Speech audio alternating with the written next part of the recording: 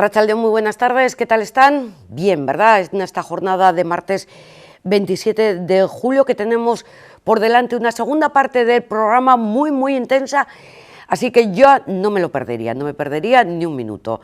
Sentaditos ahí en el sofá o en el sillón, lo que corresponda, y vamos, déjenme, como siempre les digo, déjenme entrar en su casa, que les acompañe. Vamos a mantener un diálogo, a ver.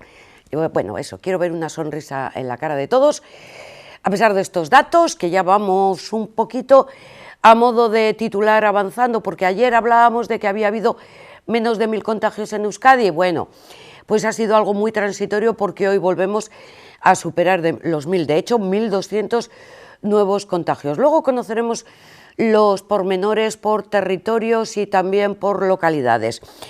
La consejera de Salud hace llamamiento en esta ocasión a los padres para que anime a los hijos, a los más pequeños, a que se vacunen cuanto antes, por lo menos a pedir cita. Nos sumamos a esta petición de los más jóvenes, porque además van a llegar nuevas vacunas, también lo conoceremos luego, de Janssen, y hay un acelerón también de vacunas Moderna. Enhorabuena a la deportista guipuzcoana Maialen Txurrat, medalla de plata en los Juegos Olímpicos Piragua Slalom. Luego la veremos participando y ganando esta medalla de plata allí en Tokio y en el momento de subir al podio. Buena noticia, ya lo han escuchado, porque Petronor finaliza el ERTE el 1 de octubre y además pone en marcha el 40% de la actividad que tenía parada. Luego también mantendremos una entrevista, estará aquí con nosotros el director de organización de Petronor, José Ignacio Zudaire. Sanidad, que pide que se retiren determinadas cremas solares, pero también, ojo, que hay helados de la casa Nestlé, helados de la casa Frigo y otros que tienen que ser retirados del mercado. Ojo, miren a ver si en su casa tienen alguno de estos helados porque hay un elemento cancerígeno en su composición. También luego hablaremos con los de Facua, con Consumidores en Acción, para que nos informen y nos den los pormenores. Y muchas más cosas, ¿eh? Esto a modo de titular. Siempre que tenemos algún vídeo, y nos han enviado varios vídeos de una agresión ocurrida en Amorebieta.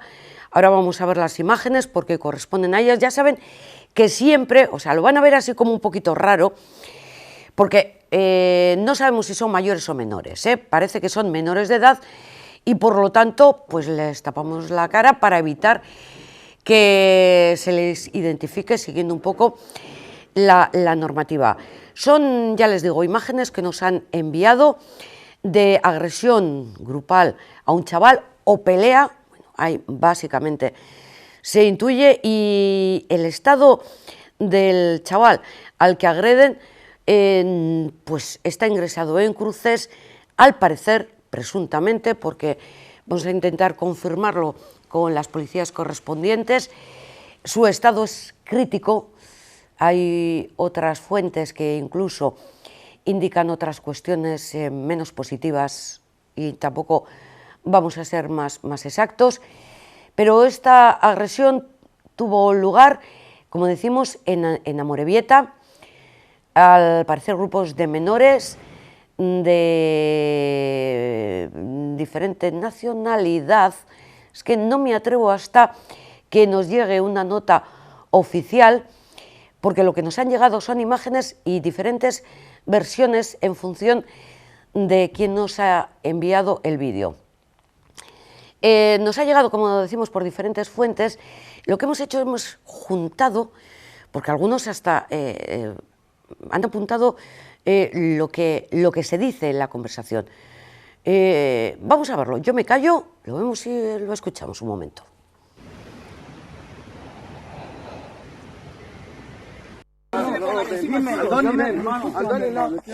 Habla conmigo.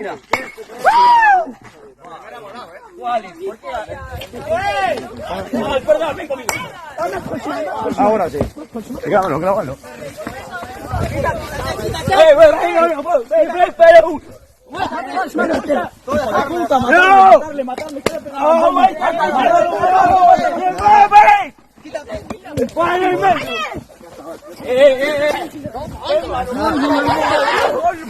¡No muevas!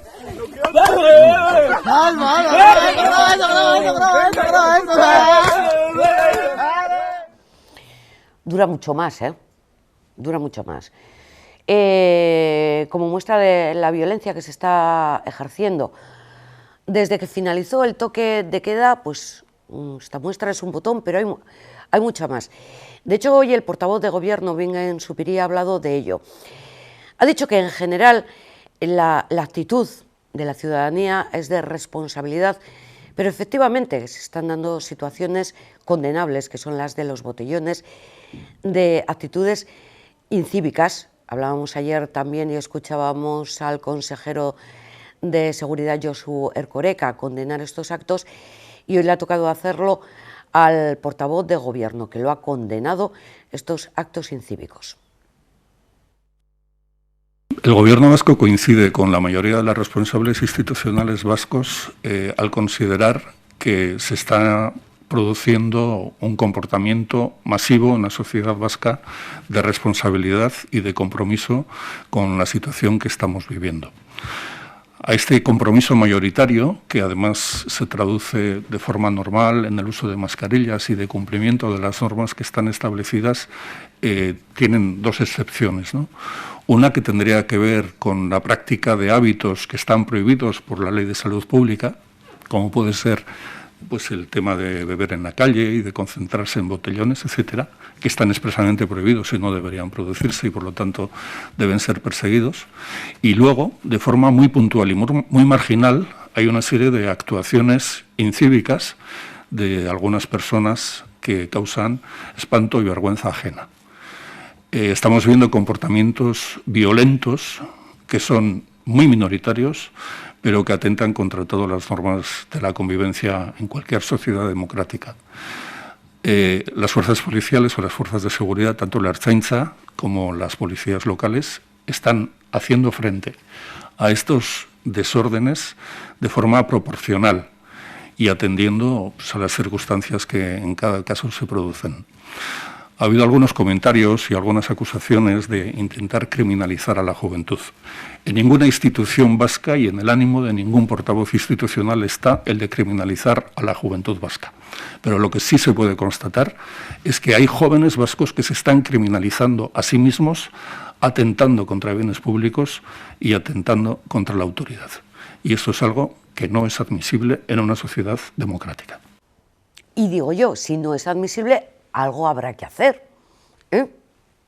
Yo lo dejo ahí por comentar, porque está claro que la gran mayoría de los jóvenes se comportan cívicamente, bueno, jóvenes y no tan jóvenes, y no hay problema.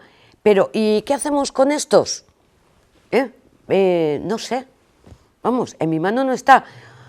Yo puedo pensar, como verdad, que también lo están pensando todos ustedes, pues igual la policía tenía que actuar más y mejor, pues igual la judicatura tenía que actuar más y mejor, pues igual los políticos con sus leyes tendrían que cambiarlas y a mejor, a más y mejor. Yo lo dejo ahí y estoy convencida que coincidimos en todo.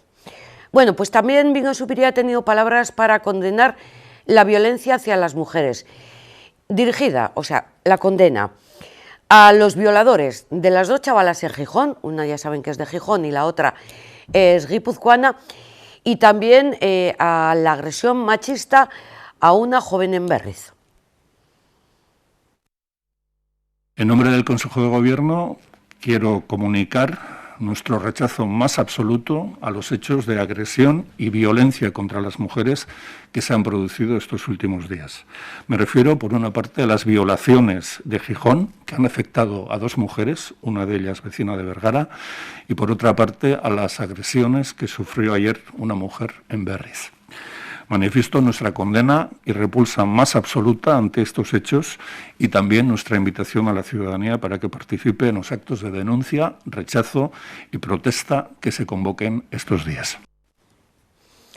Pero además de Bingen Zupiria, hoy ha habido Consejo de Gobierno vasco, lo habitual de todos los martes. Luego conoceremos algunos de los temas más sociales y políticos aprobados en este Consejo de Gobierno, pero ya saben que suele intervenir, y hoy lo ha hecho también después del mismo, la consejera de Salud, Gochone Sagardui, para dar los últimos datos sobre la situación de COVID aquí en Euskadi. Subiendo los datos, luego lo veremos, se lo recuerdo de nuevo, pero vamos a escucharla a cómo seguimos subiendo. La tasa acumulada aumenta, aunque disminuye la velocidad de crecimiento. Sí se está notando en los hospitales, y los ingresos en los hospitales vascos ya son de menores de 40 años. Seguimos subiendo. La tasa de incidencia acumulada en 14 días ha subido más de 242 puntos desde mi anterior comparecencia la semana pasada. En estos momentos se sitúa en 427,47 casos por 100.000 habitantes. La tendencia sigue siendo al alza y es previsible que se mantenga así durante los próximos días, si bien es cierto que en estos últimos días la curva de contagios parece disminuir su velocidad de crecimiento. En cualquier caso, siguen siendo muchos los positivos diagnosticados diariamente. Y lo estamos notando en el ámbito asistencial. En los hospitales tenemos 268 personas ingresadas por COVID-19, 209 en planta y 59 en UCI. Estamos viendo que la vacuna es eficaz, no hay duda de ello, pero no debemos de fiar todo a la vacunación. Ayer mismo ingresaron 40 personas con COVID-19. En esta onda de los datos de hospitalización podemos concluir que la edad media de las personas ingresadas es menor que las anteriores. Se establece en 54 años. La previsión es que con el número de contagios actual siga creciendo el número de ingresos, siendo cierto que el perfil de las personas que ingresan es más joven y menos grave. Los datos hablan por sí solos. 1/3 de los ingresados e ingresadas ayer es menor de 40 años. En lo que a las unidades de críticos se refiere, los datos de esta onda apuntan en la misma dirección. La edad media de quienes ingresan en la UCI es menor que en anteriores ocasiones, 57,8 años de media. La previsión es que seguirán creciendo los pacientes que precisen atención de nuestras unidades de cuidados intensivos, pero a un ritmo inferior que en los ascensos anteriores. Para que se hagan una idea, en este momento un 20% de las personas que están en estas unidades es menor de 40 años. Por eso debemos seguir poniendo de nuestra parte, evitar aglomeraciones, incrementar la higiene de manos, ventilación de los espacios cerrados, distancia entre las personas y uso constante de la mascarilla. Soy consciente de que cuesta. Son muchos los meses que llevamos, pero debemos hacerlo para seguir avanzando hacia una situación mejor. Seguir avanzando hacia una situación mejor. Nos quedamos con las últimas palabras de la consejera de Salud vasca, de Gochone Sagardui. Y hoy nos hemos enterado además que un 21% de las enfermeras guipuzcoanas se ha contagiado por el COVID, y según una encuesta realizada por el Colegio Oficial de Enfermería de Guipúzcoa. La presidenta Pilar Lecuona está con nosotros para actualizar, profundizar en estos datos. Pilar, arratsaldeon, muy buenas tardes. Arratsaldeon a todos, buenas tardes. Buenas tardes. Antes que nada, damos por hecho que las enfermeras estáis cansadas. Pues sí, es algo evidente, es algo que ya se está comentando además en todos los profesionales que estamos en primera línea de esta situación. Ya se está haciendo 1 año y medio muy largo y parece que no acabamos de ver el fin y bueno, pues ante las situaciones que estamos viendo de impaciencia de la ciudadanía y a lo mejor las comunicaciones no bien dadas, pues todavía pues se agota y desazona más, sí. Decíamos 21% de las enfermeras guipuzcoanas que se han contagiado. Nos parece una cifra muy elevada. ¿Y a qué se debe? Es decir, no sé, porque al contacto directo con los enfermos de COVID, a los ambientes en los que se ha trabajado, es decir, hay más contagio en hospitales que en centros de atención primaria. Bueno, a ver, este virus es muy caprichoso. Es verdad que también se nos han dado casos que incluso tomando todas las medidas de protección, pues por alguna rendija se nos ha colado, ¿eh?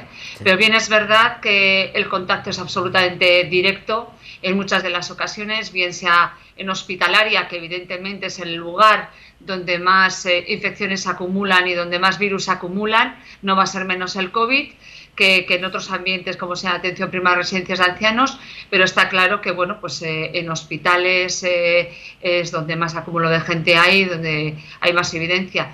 No tanto igual por la protección, porque es que yo creo que sabemos hacerlo bien, sabemos protegernos bien, pero bueno, no cabe duda que también somos personas y en nuestro día a día pues también tenemos contactos, cuando no en la familia, cuando no pues en otros lugares. De hecho, en algunos casos, en muchos casos nos hemos tenido que aislar de nuestras propias familias para poder seguir cumpliendo con nuestro deber profesional, porque si no hubiese sido insostenible esto.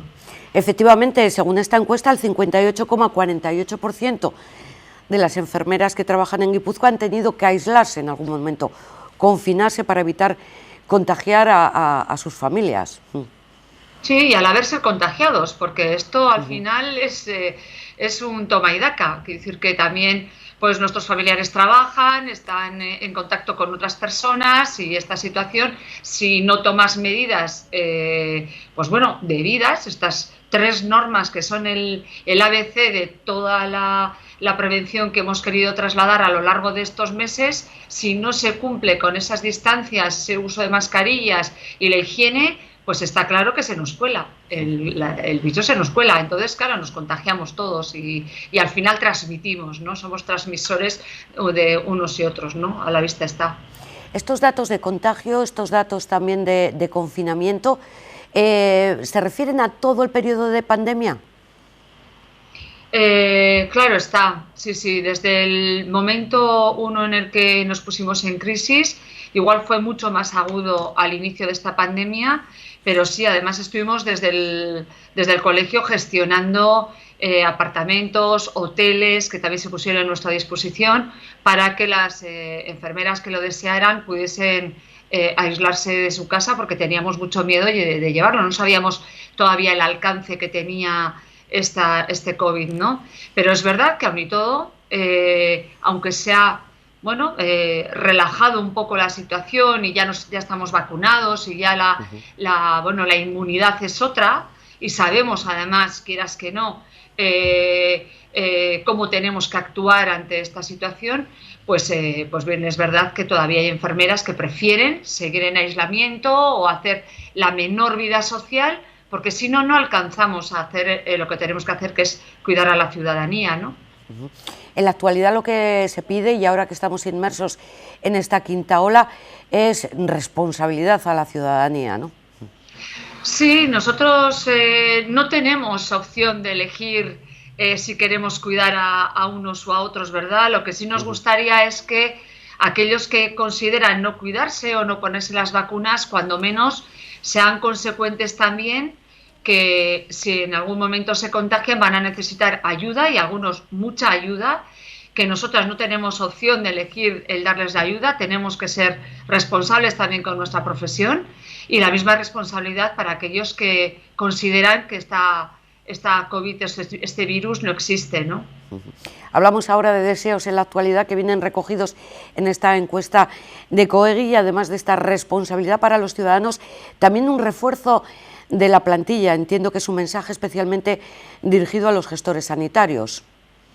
Sí, sin duda. Ya veníamos antes de la pandemia, pues bueno, requiriendo, solicitando, llámalo como quieras, de que hay que hacer una prevención, ¿no? Que lo que no puede ser lo que nos está pasando ahora. O sea, esto es una constante todos los años, en verano siempre estamos igual, con falta de personal, con lo cual creo que ya es hora de que aprendamos a hacer una previsión adecuada de las necesidades de los profesionales que necesitamos en nuestros servicios, ¿no? Ya lamentarse a estas alturas de las fechas y en pandemia, como hemos visto, pues bueno, eso es lamentable, ¿no? Pero sí, a nuestros gestores lo que les pedimos es que hagan una previsión adecuada, y en vista de la pandemia, pues bueno, somos necesarios y también nos hace falta descansar, porque la carga de trabajo ha aumentado exponencialmente, ¿no? De hecho, el 39,29% de las enfermeras encuestadas manifiesta haber sufrido o sufrir agotamiento mental. ¿Cómo no? Esto está siendo durísimo. Estamos viendo pues mucha gente muy enferma.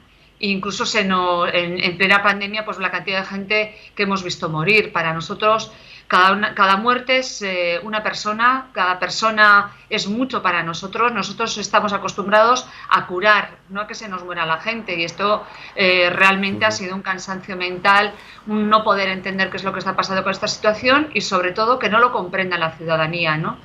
Se ha muerto mucha gente y hay mucha gente que está enfermando. Esto no es un simple catarro. O sea, quien ha tenido la suerte de que haya pasado de puntillas, pues fenomenal. Pero que hay mucha gente que lo está pasando muy mal, está hospitalizada y de hecho muchas de nuestras compañeras, y también lo han declarado así, que han sido, pues bueno, también contagiadas, han estado contagiadas, pues está teniendo unas secuelas muy importantes y esperemos que se puedan recuperar, pero no sé si va a poder ser en muchos casos, ¿eh?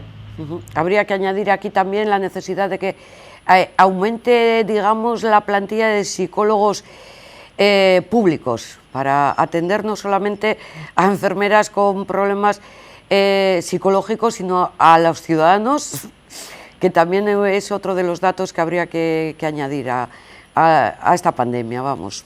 Sí, sin duda. Está claro que esta pandemia ha dejado una secuela, bueno, psicológica, un cansancio mental, no solamente en los profesionales, sino también en toda la ciudadanía. Y es verdad que de alguna manera lo tendremos que abordar con psicólogos, con enfermeras de salud mental, con psiquiatras, con todo lo que haga falta, porque realmente de esto, pues bueno, saldremos juntos. Lo decimos siempre, pero claro, tendremos que colaborar todos también, ¿eh? Un dato, los ciudadanos no vemos el final del túnel, es decir, no vislumbramos un final de esta pandemia, pero el 20% de las enfermeras tampoco. Y si me permites, el dato puesto al revés, con optimismo, el 80% de las enfermeras sí vislumbran el final de la pandemia. Hombre, si nosotras no somos positivas no lo va a ser nadie, también te lo digo, ¿eh?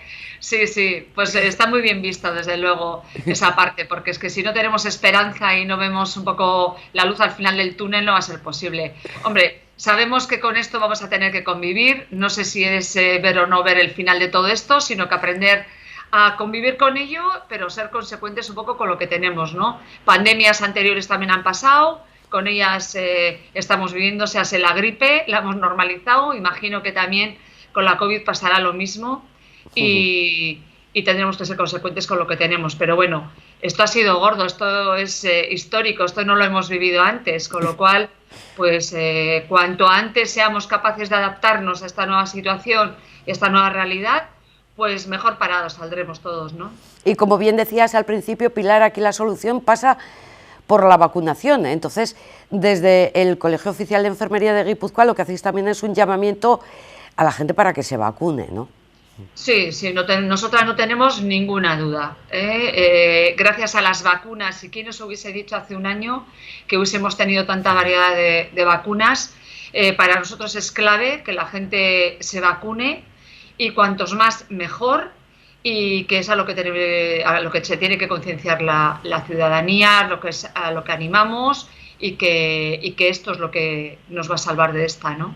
O sea que, pues bueno, no comparto realmente lo que estamos viviendo en estos días, con lo cual nosotros animar para que la gente se vacune, sea consecuente y nos ayuden a cuidarles, a cuidarnos, porque de esto se trata, de que nos cuidemos mutuamente. Pero hay que poner un poquito todos, ¿verdad?, de nuestra parte. Sin duda, sin duda. Solos, ya sabemos que aquí divide y vencerás, con lo cual aquí el único que tiene para vencer es el virus, ¿no? Aquí podemos con el virus, pero todos juntos. Desde el punto de vista laboral, me ha gustado también el apartado en el que las enfermeras valoráis el apoyo de vuestras compañeras. Digamos, ese contacto, ese compañerismo ha sido pues, un poco una tabla de salvación también para vosotras, ¿no?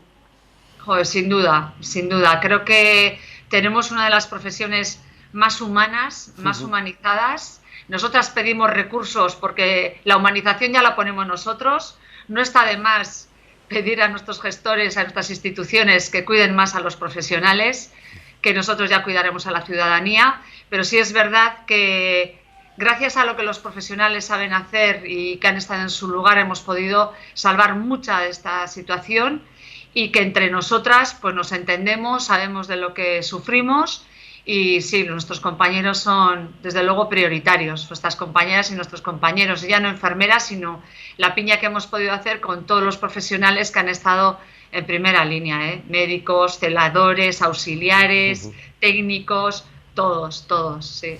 Efectivamente, y me gustaría eso, otro guiño también, pues desde el punto de vista laboral y dirigido a los gestores, o sea, una mejor organización, aumentar la plantilla, y es que estamos en fechas veraniegas y claro, el tema de las vacaciones y a la vez atender pues todo lo que conlleva esta COVID, pues me está pareciendo muy complicado, ¿eh? Hombre, complicado porque es verdad que bueno, hasta que no se ha levantado el estado de alarma nos estábamos ocupando exclusivamente de lo que nos pueda traer la COVID, y en estos momentos, pues con este disparate que estamos viviendo en la ciudadanía, pues también estamos atendiendo pues bueno, muchos traumatismos, muchos comas etílicos, pues bueno, muchas consecuencias que está trayendo esta irritabilidad y esta inestabilidad que estamos teniendo en la sociedad, ¿no? Este sinsentido de todo y con una sensación de no tener pues un norte, ¿no? Yo creo que tanto las instituciones como la ciudadanía nos falta un poco el liderazgo de un poco de la gestión de toda esta pandemia, ¿no? Que quieras que no, nos hace falta alguien que nos guíe y no parece que lo estemos haciendo demasiado bien, ¿no? Pues Pilar, solo me queda daros las gracias por la labor que realizáis, como siempre, y nada, mucho ánimo y mucha fuerza. A ver si se acaba pronto, de verdad, por vosotras y por todos nuestros amigos, como dice ya. Que sí. Muchísimas gracias, Yolanda. Un beso muy fuerte para Pilar Lecuona, presidenta del Colegio Oficial de Enfermería de Guipúzcoa, y trasladamos el agradecimiento, como no, para todas las enfermeras. Siempre está ahí el tema de las vacunas, la solución pasa por ahí, no solamente por ahí, pero pasa mucho por ahí. La consejera Gotzone Sagardui ha dado hoy los datos.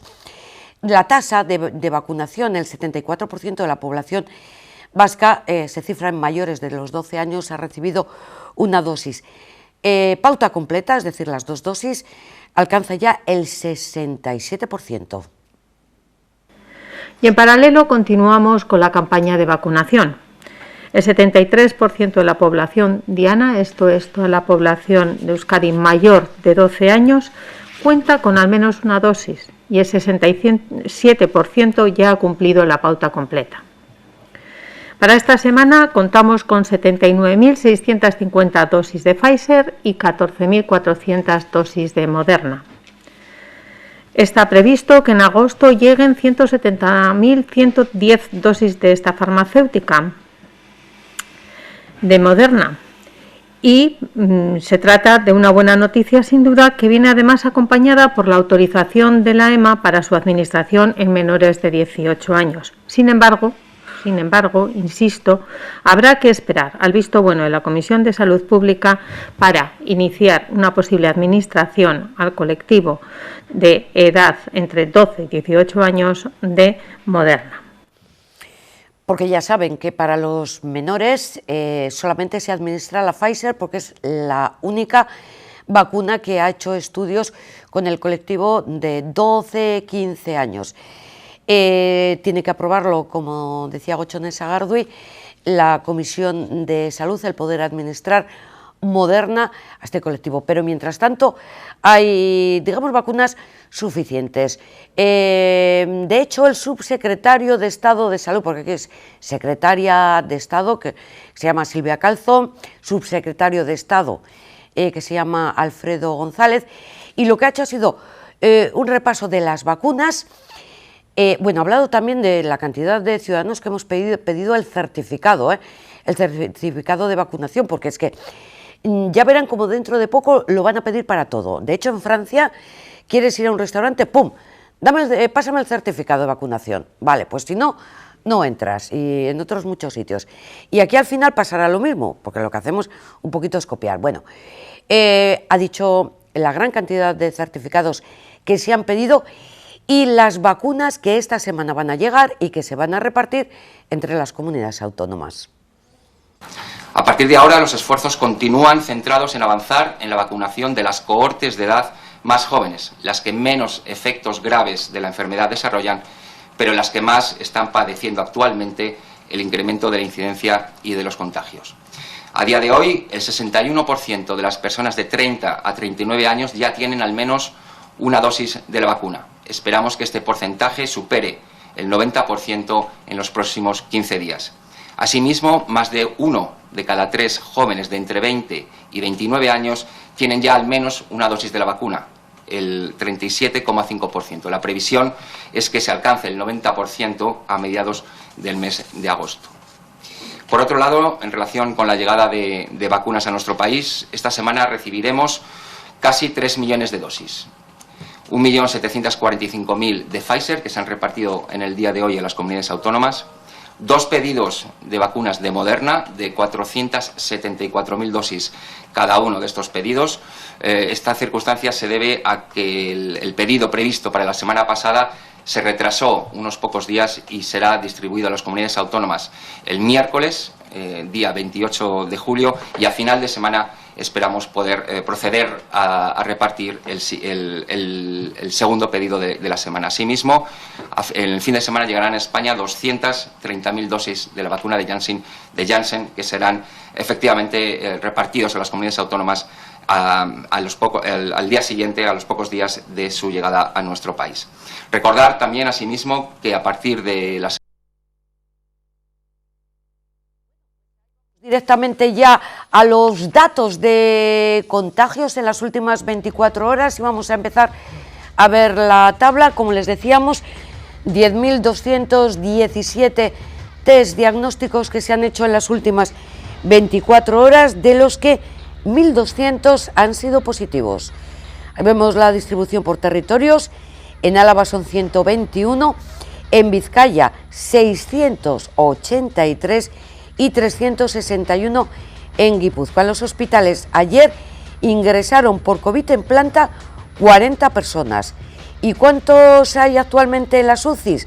Es decir, en las unidades de cuidados intensivos de los hospitales de Euskadi, 59 personas con COVID. Ya saben que incluso menores de 40 años.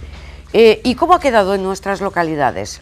Vamos a ver, en Vizcaya el número de localidades en el nivel rojo, que se mantiene también hasta que no pase toda esta quinta ola. Me parece que difícilmente vamos a ver otro color que no sea el rojo de máximo contagio. Como estamos acostumbrados, vamos a empezar por la columna de la derecha. Para quien no vea muy bien, yo le digo los contagios en las últimas 24 horas. Por ejemplo, en Gorlitz, 1, en Güeñes, 6, en Lekeitio, 8, en Marquina, 26. Bueno, pausa en Marquina. No sabemos muy bien qué ha ocurrido o qué está ocurriendo, pero la tasa de incidencia es la más elevada de Vizcaya ahora en esta localidad, en Marquina. Seguimos, Munguía, 15 nuevos contagios, 11 en Ondarroa, 13 en Sopela y 2 en Zaya. Columna del medio, Abadiño, 10 nuevos positivos, Amorebieta, 14, 11 en Arrigorriaga, Balmaseda suma 5 nuevos contagios, Basauri 16, Verango 7, 9 nuevos positivos en Bermeo, 3 en Derio, ojo también Durango, 32 positivos en las últimas 24 horas, Elorrio 6, Echevarri 3, Galdacao 17 y Guernica 13. Y ahora sí nos ocupamos de nuestros municipios, de los que hablamos aquí en nuestros espacios informativos. Bilbao, que suma 168, Baracaldo 45, 8 en Sestao, 4 Portugalete, 14 en Santurce, 3 nuevos positivos en Trapagarán, 4 en Ortuella, 6 en Abanto y también en Muskiz. Ojo que la diferencia de población entre uno y otro es bastante evidente, lo cual significa que hay un pequeño brote ahí en Muskiz con esos 6 nuevos positivos. Ciervena también, que últimamente suma positivos a sus ciudadanos, en esta ocasión son 2, no aparece en rojo. Creemos que es porque al ser muy poca población, pues tampoco entra en las medidas que se hacen desde Osakidetza, pero bueno, se están dando positivos, Erandio, que tiene 21, Leioa 24 y finalmente Guecho, que suma 57 nuevos positivos en las últimas 24 horas.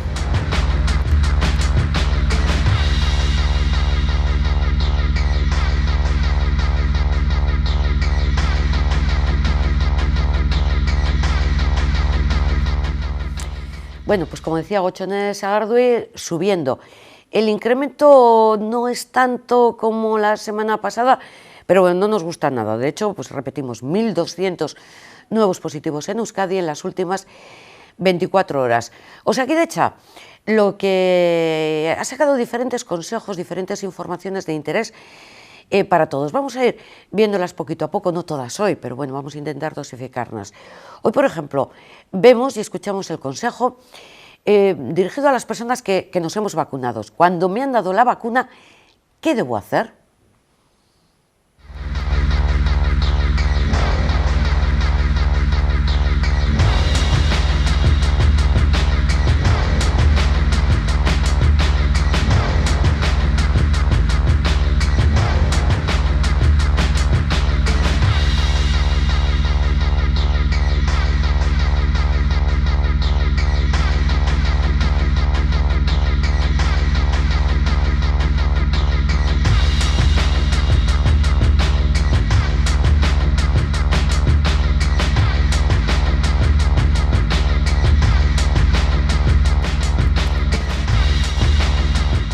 Bueno, cuestión de solidaridad. Como les digo, iremos viendo estos vídeos que Osakidetza nos ha pasado.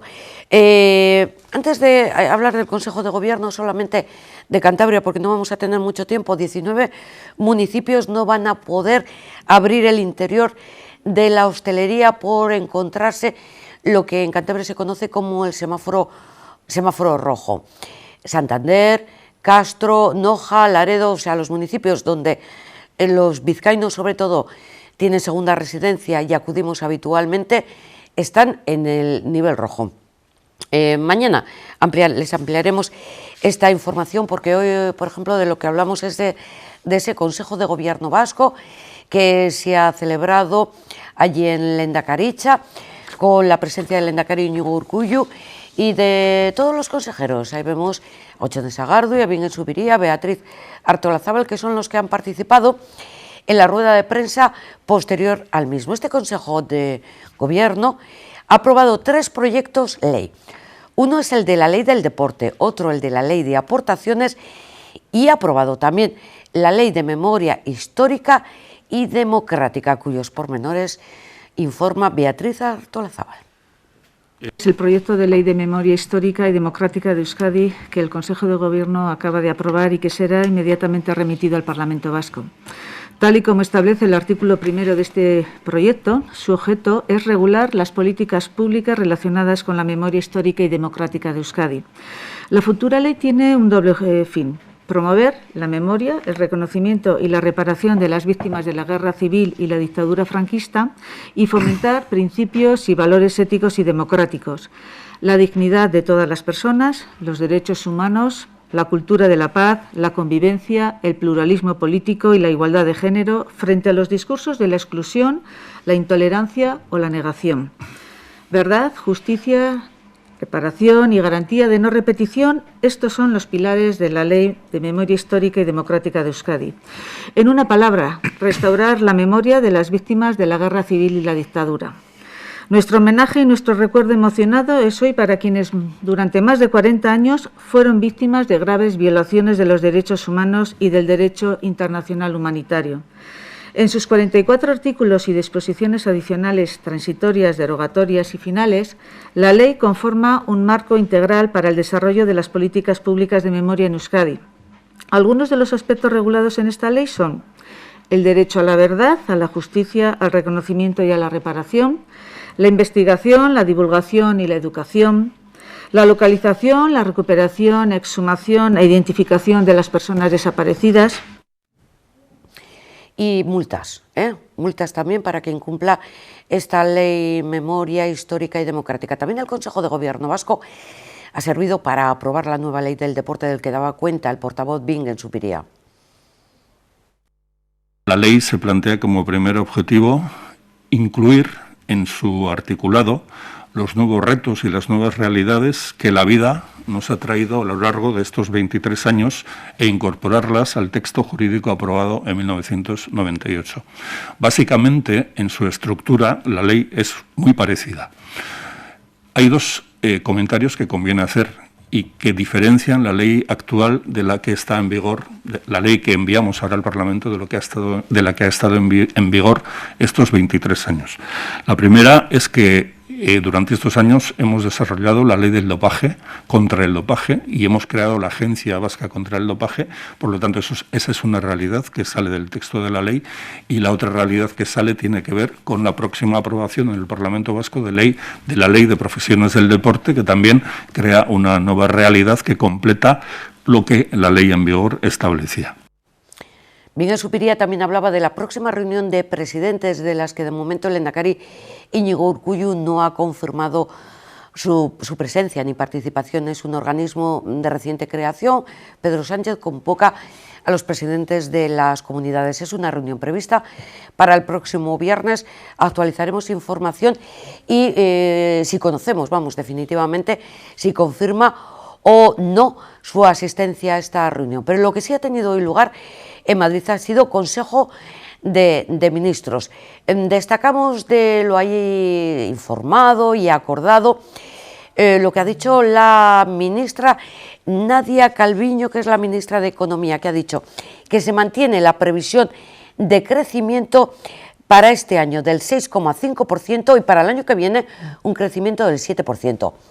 A mí me gusta el optimismo, pero esto, ya me parece excesivo optimismo, pues porque en principio tampoco hay una base sólida para decir, pues vamos a crecer el 6,5% y el año que viene un 7%. Lo que sí constata, y esto sí es más fácil de confirmar, es la reducción de los trabajadores en el ERTE y el aumento en la afiliación de la Seguridad Social. Vamos a escuchar a la ministra Nadia Calviño. En su conjunto, la economía ha tenido una evolución muy positiva en el segundo trimestre, como decía, con un crecimiento intertrimestral que podría situarse o incluso superar el 2%. Y esta tendencia se mantiene en el mes de julio con los datos disponibles hasta el día de hoy. Y todo ello nos permite afirmar que, cerca de un año y medio después del inicio de la pandemia, está en marcha una sólida recuperación económica. La positiva evolución del mercado de trabajo, que refleja la siguiente diapositiva, es el mejor indicador de esta recuperación. Después de alcanzarse un máximo cercano al 1 millón de personas en situación de ERTE a principios de febrero de este mismo año, los trabajadores cubiertos por los expedientes de regulación temporal de empleo se han reducido de forma sostenida, como muestra la diapositiva en el gráfico que justamente no se ha activado de momento. Si le dan al botón se verá el gráfico de la derecha. Bueno, teóricamente tenía que haber otro gráfico que refleja precisamente la evolución de los trabajadores en ERTE y que nos permite ver que este número, estos trabajadores se han reducido de forma sostenida hasta situarse en este momento en el entorno de los 340.000 trabajadores, un tercio de ellos en ERTE a tiempo parcial. En la misma línea, los trabajadores autónomos cubiertos por la prestación extraordinaria de cese de actividad se situaron a finales de junio en el entorno de las 160.000 personas, el menor nivel en 9 meses. Además, como se ve en el gráfico de la izquierda, que pueden ustedes ver en la diapositiva, en este gráfico se ve muy claramente la caída de la afiliación a la Seguridad Social registrada en 2020 y la recuperación en el curso de 2021, es la línea verde.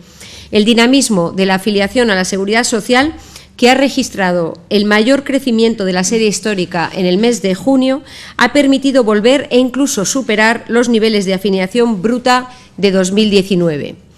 Todo apunta a que en el promedio del mes de julio se podría recuperar más del 90% del total de empleo efectivo, es decir, neto de expedientes de regulación temporal de empleo perdido tras el shock COVID del año pasado. Ustedes ya han tenido información de las últimas noticias e informaciones de Petronor en la primera parte del programa con nuestras compañeras, con Coro y Arantxa. Es que Petronor reanudará su actividad y dará por finalizado el arte el 1 de octubre. Profundizamos sobre esta y otras cuestiones, sobre todo del futuro de Petronor, con el director de Organización y Relaciones Institucionales, con José Ignacio Zudaire, que está aquí con nosotros. Arratsaldeon, muy buenas tardes. Hola, Arratsaldeon, muy buenas tardes. Bueno, buena noticia, ¿no? Muy buena noticia. Ya sé que a veces las noticias buenas no cotizan al alza, pero yo creo que esta es una buena noticia para los que trabajamos en Petronor, para todas las personas que trabajamos en Petronor, pero también incluso más allá de Petronor, ¿no? Pues los contratistas que nos acompañan ahí día a día y hacen posible también nuestro trabajo, para el puerto de Bilbao, que el otro día decía, oye, que parte de su segunda parte del año lo podía salvar gracias a Petronor. Incluso yo creo que para la Hacienda de Vizcaya, que suele preocupar un poco también por cómo va la marcha de Petronor, con lo cual yo creo que es una buena noticia para muchos hoy. Porque hasta ahora, y entiendo que desde que comenzó la pandemia, Petronor ha estado trabajando al 60% de su actividad, por tanto el 40% parado. Correcto, es un sector para el cual la movilidad es fundamental. El nuestro, ¿no? Al final trabajamos para la movilidad, nosotros producimos gasoil, gasolina. Si la movilidad cae, pues al final nuestra actividad cae. Aparte, nosotros tenemos, aparte del problema coyuntural que puede suponer la pandemia, que ha traído pues la paralización de la movilidad, nuestro problema también es un problema estructural, porque como ya sabéis, pues Europa como sociedad está apostando por la descarbonización, por reducir los combustibles fósiles. Entonces claramente nuestra demanda en un plazo de tiempo tal va a ir también cayendo poco a poco por esta causa, ¿no? Porque estamos apostando también por otras fuentes de energía, ¿no? Me acaba de aportar ya los argumentos básicos de lo que va a ser esta entrevista, señor Zudaire, pero entonces, si el ERTE finaliza, ¿significa que va a funcionar ese mismo día ya a pleno rendimiento Petronor o va a ser algo progresivo? No, va a ser algo progresivo, ¿no? Todavía no es que la actividad esté al 100%, además en estos momentos podemos decir que se ve luz al final del túnel, pero todavía es una luz tenue, porque nos hemos sorprendido otra vez con una quinta ola de estas que otra vez nos está poniendo en problemas, que otra vez esperemos que no nos pare la movilidad, pero bueno, hay unas ciertas reticencias, con lo cual empezaremos poco a poco, arrancaremos todo, pero iremos subiendo carga paulatinamente, ¿no? Lo que sí hacemos es reincorporar a toda nuestra gente a la actividad, que era uno de nuestros objetivos, ¿no? Conseguir volver, que otra vez todas las personas pudiésemos estar al 100% trabajando. Ha citado Hacienda. Claro, Petronor es uno, digamos, de los principales pagadores de impuestos aquí en la Hacienda vizcaína. Somos buen cliente de Hacienda, sí, ¿no?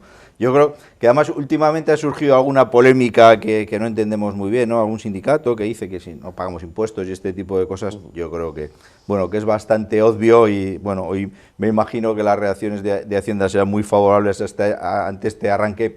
Claramente Petronor es un contribuyente importante en Vizcaya, ¿no? No sé si fue alguien de Petronor o de la Hacienda vizcaína que dijo: cuando Petronor se resfría, Vizcaya o el País Vasco tiene catarro. Sí, al final tiene impacto en muchas actividades, ¿no? Decíamos el puerto, por ejemplo, Petronor es el 40% del puerto, si al final Petronor no acaba de arrancar, los resultados del puerto pues no son positivos, ¿no? También todas las empresas contratistas y todo lo que nosotros traccionamos un poco, pues es importante, ¿no? Y al final si la máquina se va parando, pues un poco mucha actividad alrededor de todo eso se va paralizando, ¿no? Con lo cual es importante por la aportación directa y por todo lo que alrededor de ello se mueve, ¿no? Si se incorpora este tercio de plantilla que estaba en arte, se va a reincorporar sus puestos de trabajo, van a hacer, digamos, labores de formación como han estado realizando durante la pandemia. Sí, al final, hombre, yo en primer lugar tengo que además aprovecho la ocasión para reconocer el esfuerzo que han hecho las personas de Petronor durante la pandemia, ¿no? Y especialmente en los momentos más difíciles, ¿no? En aquellos primeros meses donde había mucha incertidumbre, y al final pues el equipo de Petronor fue capaz de mantener la actividad de la refinería, que era una actividad importante, ¿no? Porque nos centramos a veces en otros sectores, por supuesto el sanitario y tal, pues de una importancia mayor en este ámbito, pero bueno, dentro de lo nuestro también es importante el mantener la posibilidad de que haya movilidad, ¿no? Porque si no hay combustible, no hay movilidad, y si no hay movilidad, pues no llegan los alimentos, no se puede desplazar la gente, y es un problema muy serio, ¿no? Entonces era un reto el mantener la actividad de Petronor, ¿no? Y hay la gente en una situación complicada, estuvo pues comprometida y a la altura de las circunstancias, sabiendo, bueno, que era fundamental el que nosotros pudiésemos trabajar para que la sociedad pudiese continuar moviéndose, y yo creo que fue una actuación ejemplar en ese sentido, ¿no? Y entonces nuestro objetivo siempre ha sido un poco mantener esa actividad. Hemos conseguido casi durante un año tener a toda nuestra gente, independientemente de que la producción pues la tuviésemos parada en un 40%, un poco apostando por lo que comentabas, ¿no? Un poco por la formación. Dijimos, oye, bueno, pues puede ser una buena ocasión, una buena oportunidad para aprovechar esa gente que tenemos que no tiene una ocupación porque las plantas están paradas, para que podamos mejorar nuestra formación, que siempre es un elemento clave, ¿no? Luego, ¿qué nos pasó? Pues que, hombre, uno entendía que, bueno, que esto había venido pues para un año. Claro, una vez que empieza a irse más allá y no ver el final del túnel, pues bueno, un poquito tuvimos que tomar la medida de este ERTE, siempre con esa idea de, en cuanto se viese un poco luz a final del túnel, recuperar a las personas, y con ese compromiso, ¿no? Pero mientras tanto, lo que sí hicimos, que yo creo que también es diferencial respecto, bueno, a otras organizaciones, lo que sí hemos hecho es contratar a 24 personas para, una vez que arranquemos, que también nos ayuden a poder hacer formación, ¿no? Que nos ayuden a poder liberar a personas de Petronor para hacer formación. Yo creo que nuestra apuesta por la formación es clave, para nosotros es clave, y esta va a ser una de las maneras de hacerla, ¿no? Decimos, bueno, sí, arranco, y voy a arrancar con 24 personas más que me van a ayudar a poder completar esa formación que siempre es necesaria. Pero una formación enfocada a la actividad actual de Petronor, o ya pensando en el futuro. Y ahora abordaremos. Tenemos dos tipos de actividad, fundamentalmente, y las de estas personas más para la actividad actual, porque es muy importante que nuestras personas sean polivalentes, porque en la medida que sean polivalentes, que puedan de alguna forma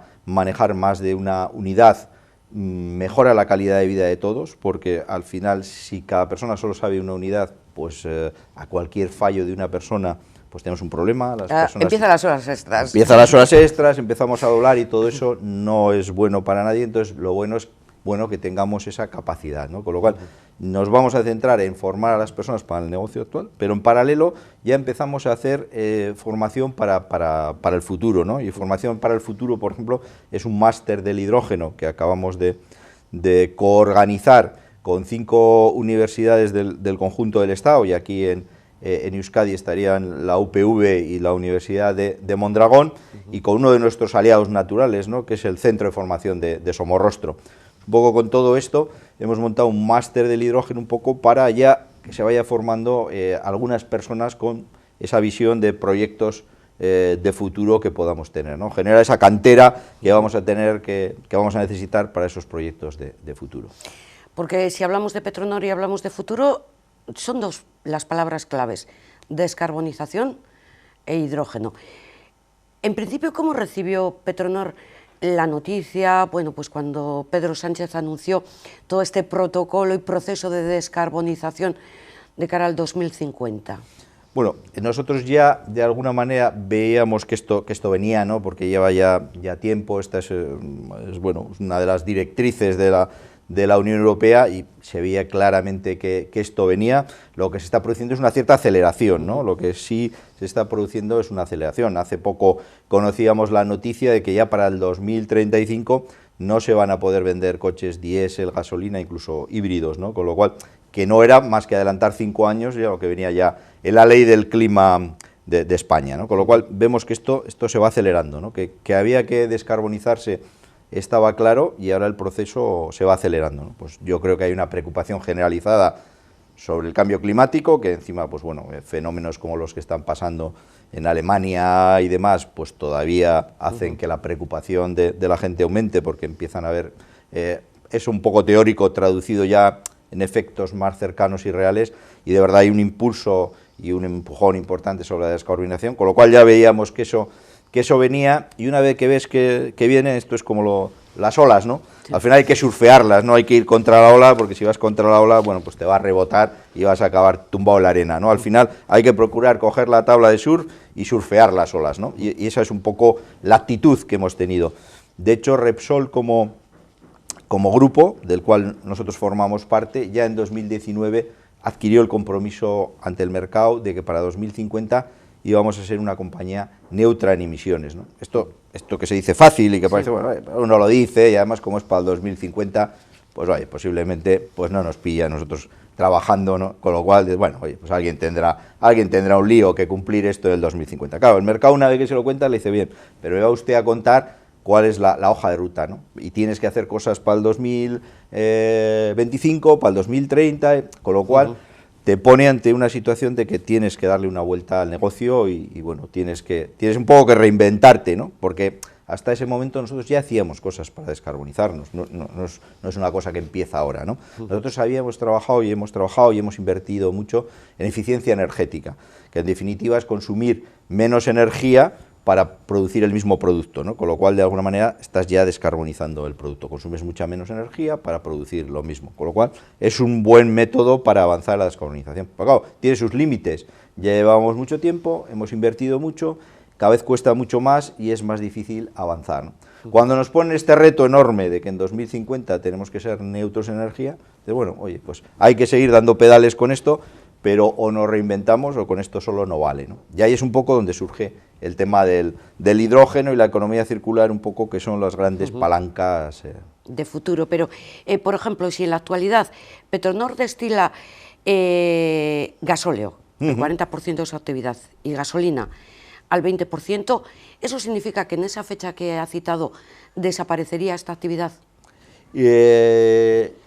Se iría sustituyendo por otro tipo de combustibles, biocombustibles, hidrógeno y tal, y quedaría una parte residual tal. Irá poco a poco, esto no va a pasar de un día a otro, sino progresivamente parte de la actividad irá bajando y se irá sustituyendo por esos nuevos combustibles, ¿no? Y en 2050, pues el objetivo es que la mayor parte de los combustibles pues no sean combustibles fósiles, ¿no? Pero en un periodo de transición. Hay unos años todavía que, como va a pasar un poco con el parque móvil, que bueno, no se van a comprar coches a partir del 2035, sí, pero eso no quiere decir que vamos a chatarrar todos nuestros coches. Pues, los que nos hemos comprado, se han comprado coches pues hace poco, pues tendrán que hacerles durar un poquito más, ¿no? Con lo cual sí va a haber un parque móvil que todavía va a necesitar de estos productos, y ya el parque móvil nuevo que irá funcionando con estos otros combustibles, ¿no?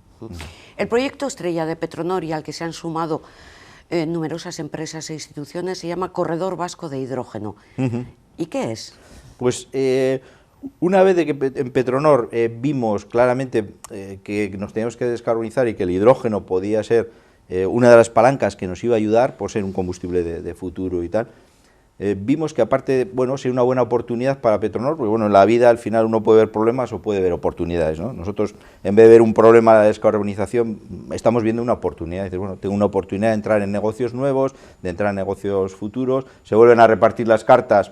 Yo tenía una posición en el negocio de oil and gas, pero igual el hidrógeno tengo incluso una mejor si entro rápido y soy capaz de hacerlo, ¿no? Entonces vimos que era una muy buena oportunidad para Petronor, pero también vimos que aparte para Petronor podía ser una buena oportunidad para otras empresas del País Vasco que están trabajando en temas de la cadena de valor que pueden tener que ver con el hidrógeno, pueden jugar un papel en la economía del hidrógeno, y dijimos, bueno, aparte de dar este paso en Petronor, vamos a ver si el conjunto de las empresas de Euskadi, que de verdad pueden hacer cosas en la economía del hidrógeno, estarían dispuestas a hacer una apuesta fuerte, ir todos de la mano hacer un poco desde Petronor de tractores y intentar traccionar la cadena de valor y que fuésemos en conjunto.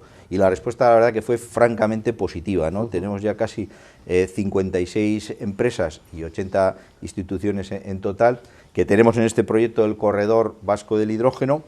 Tenemos 40 proyectos y hay proyectos de todo tipo, ¿no? Porque la verdad que en Euskadi en ese sentido es una localización increíble, donde tenemos un montón de empresas industriales, todavía tenemos un peso de la industria en nuestro PIB importante y bueno, por eso vivimos como vivimos también, ¿no? Gracias a esto, y tienes desde fabricantes de trenes, fabricantes de autobuses, tienes fabricantes de hornos y todos ellos serían clientes. Esas empresas lo que harían sería ir, por ejemplo, fabricando el tren de hidrógeno, el autobús de hidrógeno, o sea, cambiando sus productos, migrándolos hacia el tema del hidrógeno para estar preparados cuando el hidrógeno tenga una implantación masiva, para ellos ya tener el producto listo para poder utilizar ese combustible, ¿no? Y el que no lo haga, pues al final se va a quedar con un pequeño problema, ¿no? Que al final, si se te va cayendo ese combustible y tu autobús, tu tren, no está, o tu horno, ¿no? Por hablar de otro elemento, los hornos, por ejemplo, los hornos industriales, los hornos de siderurgia, si no están preparados para utilizar el combustible hidrógeno, pues vas a tener un problema. Si lo haces antes que otros, eso se va a convertir en una ventaja. Es un poco esa idea, ¿no? De esa posible amenaza, convertirla en una oportunidad, adelantarte, ir al mercado antes y tal. Y utilizar un poco el ir todos de la mano con un proyecto potente para hacerlo de manera más rápida, ¿no? Y la verdad que ha tenido mucho éxito, es un proyecto que está bien posicionado en el conjunto de proyectos de hidrógeno que hay, tanto en España como incluso en Europa, ¿no? Que es donde estamos intentando también posicionarlo un poco y que tenga pues una visibilidad. Y me imagino que también con posibilidades de acceder a los fondos europeos. También, ese es uno de los elementos que nos va a servir para acelerar el proceso, ¿no? Porque al final nosotros sí tenemos claro que aquellos proyectos que se hagan únicamente por los fondos europeos tienen un recorrido muy corto, ¿no? Al final tú tienes que tener una estrategia y unos proyectos, eso sí, hombre, si te vienen los fondos europeos, pues algo que nosotros seríamos capaces de hacer en 10 años, hay que tratar de hacerlo en 5, ¿no? Que son fondos que te sirven para acelerar los proyectos, ¿no? Con lo cual, yo creo que va a ser un elemento muy importante de cara al futuro. Y si como conjunto, como Corredor Vasco del Hidrógeno, conseguimos esos fondos y acelerar toda la cadena de valor, yo creo que va a ser un sector importante en Euskadi, ¿no? O sea, el Corredor Vasco de Hidrógeno será una realidad sí o sí, con fondos europeos o sin ellos. Eso es. Lo que pasa es que no lo será a las mismas fechas, ¿no? Al final, nuestro objetivo es, objetivo 2026, ya tener los proyectos muy avanzados. Claro, si no hubiese estas ayudas, hombre, pues nos iríamos más bien 2030, 2030 y pico, ¿no? Con lo cual, sí puede ser un acelerador de 4 o 5 años que son vitales también, ¿no? Al final, en este mundo que todo el mundo se mueve, el moverse rápido es fundamental y esta ayuda va a ser una buena palanca para hacer este desarrollo. Claro, desde el punto de vista económico digo, pues esto para Petronor también tiene que ser una inversión importante, tienen que gastar mucho dinero, pero parto de unas pérdidas del año 2020 de 100 millones de euros, sí, millón arriba, millón abajo, vamos, bueno, en fin. Entonces, ¿esto cómo se ve? Claro, este es un poco parte del problema, ¿no? Que al final sí requerimos que nuestros socios, de alguna manera, apuesten por nosotros otra vez, ¿no? Al final pues, nos toca otra vez llamar a la puerta de los socios y pedirles dinero y conseguir que crean en nosotros, ¿no? Que crean en el proyecto, que crean que efectivamente, oye, pues Petronor con estos nuevos proyectos tiene futuro. Y es un poco lo que nos toca, ¿no? Nos tocó en su momento tocar a la puerta para el tema del URF, de la planta de Cocker, y al final, oye, pues nos dieron el dinero y hemos conseguido hacer un buen desempeño con eso, hemos tenido unos años buenos y hemos conseguido pues devolverles prácticamente todo el dinero, y ahora nos toca otra vez pues tocar a la puerta para, bueno, intentar convencerles de que oye, el mejor sitio para invertir el dinero es Petronor y estos proyectos de futuro. Pero los socios de Petronor son Repsol y Kutxabank. Eso es, tenemos dos socios, un socio más industrial, mayoritario, que es Repsol, y luego un socio más financiero, y el que nos da un poco el anclaje. Este es el de la puerta. Al final son los dos, porque a uno le va a costar 85 y a otro le va a costar el 15. Al final es un poco, tenemos que tocar a las dos puertas y convencerles de que, oye, que es un buen destino para invertir, y que, bueno, que es invertir en futuro, y que es invertir en proyectos de futuro, y que vamos a ser capaces de hacerlo, ¿no? Por la propia Petronor, por las personas de Petronor, incluso por el entorno que tenemos, ¿no? Aquí tenemos centros tecnológicos, tenemos que viajan un poco con nosotros en este tipo de proyectos, porque son proyectos, claro, que requieren también un desarrollo tecnológico. Esto no es ir al mercado y comprar, ahí tienes que hacer unos desarrollos tecnológicos, que también es lo que te da una ventaja, ¿no? Llegar a tiempo y no ser el que compra las máquinas, que nos ha pasado muchas veces en nuestra historia, sino que puede ser el que desarrolla las máquinas y los equipamientos de futuro, ¿no? Estás en un momento donde, bueno, todo el mundo se está posicionando y tienes oportunidades que, si entras en un sector muy consolidado, pues ya las cartas están muy repartidas y a ti, bueno, pues te toca lo que te toca, ¿no? Aquí está más abierto. Estaba escuchando al señor Zudaire, y yo que soy muy simple para explicar, entonces le diría a mi socio, oiga, es o esto o la nada. Porque sí, tal y como sí, es la producción actual, no tiene futuro. A futuro no, o sea, ellos, este negocio va a tener una vida, lo que pasa es que vas a languidecer, y en una serie de años pues claramente vas a tener problemas, porque eso sí que es, hay cosas que son más difíciles de prever o no están claras, pero que el combustible fósil va a decrecer en una serie de años, bueno, eso parece que es bastante fácil de prever sin mucha bola de cristal, ¿no? Al final esto parece que es una realidad porque hay una regulación y, bueno, pues al final el tema va por ahí, con lo cual, bueno, si no es eso, pues es una apuesta por languidecer, ¿no? Más tal, si no tienes realmente esos proyectos un poco que te van a dar, cuando una cosa vaya para abajo, tener esa otra que va para arriba e intentar hacer ese paso de una a otra de una manera, una transición pues ordenada, ¿no? Petronor tiene sus instalaciones, la refinería en Musquis, pero luego está el parque empresarial de Ezkerraldea, que está ya construyéndose, y hay que pasar sede de Petronor para este futuro proyecto, o sí, ¿cuál va a ser un poco? Nosotros vamos a llevar nuestras oficinas y las de las sociedades que vamos a crear, porque para hacer estos proyectos vamos a crear algunas sociedades, porque en algunos de estos proyectos, en la mayor parte, se necesitan socios, ¿no? Porque son proyectos que necesitan mucho músculo financiero o incluso de conocimiento, ¿no? Entonces vamos a ir montando distintas sociedades con distintos socios. Algunos ya anunciamos, por ejemplo, en la planta de combustibles sintéticos anunciamos pues que íbamos con Aramco, que es una gran compañía saudí. Bueno, hay que ir buscando socios que tengan músculo financiero y o capacidades tecnológicas para ayudarte a hacer esos negocios. Entonces, todas esas compañías un poco las vamos a centralizar en el parque tecnológico. También las oficinas de Petronor las vamos a poner allí, y queremos que de verdad este parque tecnológico sea el corazón un poco del corredor del hidrógeno, ¿no? Que al final ahí se instalen una serie de empresas que tienen proyectos y que van a desarrollar proyectos en el mundo del hidrógeno. Va a ser un parque que, bueno, como va a ser el parque del hidrógeno, va a tener hidrógeno, lo cual tampoco es obvio, ¿eh? O sea, tampoco es obvio, porque no hay parques ahora que tengan hidrógeno, ¿no? Entonces, desde la refinería vamos a alimentar con hidrógeno al propio parque, y las empresas que allí se instalen van a poder, de alguna manera, hacer sus pruebas, hacer sus desarrollos utilizando este hidrógeno para hacer todos esos desarrollos. Pues la empresa que desarrolla hornos pues va a tener ahí la posibilidad de hacer sus pruebas con el hidrógeno para ver que sus productos realmente funcionan, responden. Bueno, va a ser... ¿Pero todas empresas tecnológicamente avanzadas?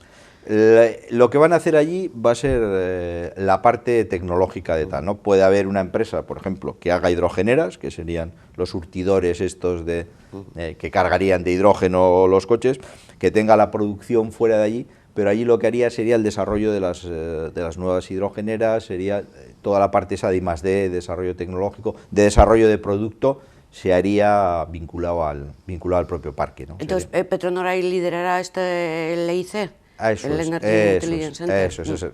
La idea es que el EIC esté muy centrado en el tema del hidrógeno, y un poco pues que todo este proyecto del corredor y el propio Petronor pues sean las que puedan darle a eso una capacidad de tener ahí empresas instaladas que, bueno, pues que le den vida al propio parque, ¿no? por entrar un poco en lo que es producción. El hidrógeno, para generar hidrógeno se necesita luz, pero la luz está muy cara. Claro, ese es uno de los problemas que tiene hoy en día el hidrógeno y es uno de los retos, ¿no?, que tenemos que acometer. Es cómo somos capaces de producir hidrógeno barato con electricidad cara, ¿no? Pues esto es hoy en día, para que nos hagamos una idea, nosotros producimos hidrógeno, ya producimos mucho hidrógeno. O sea, ¿por qué Petronor tiene posibilidades y capacidades para trabajar en el mundo del hidrógeno? Porque lleva años produciendo y usando el hidrógeno, ¿no?, para el refino. El refino a nivel mundial pues es el sector que más hidrógeno produce y consume, ¿no? Y a nivel del Estado, pues para que nos hagamos una idea, prácticamente el grupo Repsol produce y consume el 75% del hidrógeno que se produce y consume en España, ¿no? O sea que si alguien sabe de hidrógeno y tiene capacidades en hidrógeno, somos nosotros, ¿no? Lo que pasa es que nosotros producíamos el hidrógeno con gas natural.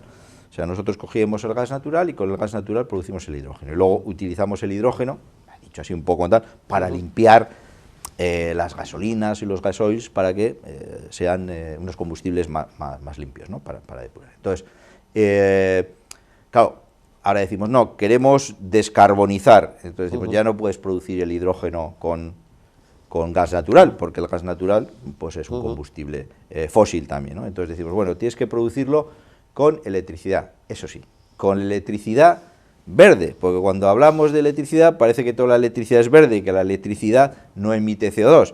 La electricidad no emite CO2 aquí donde la usamos, pero lo emite en muchos casos donde se produce.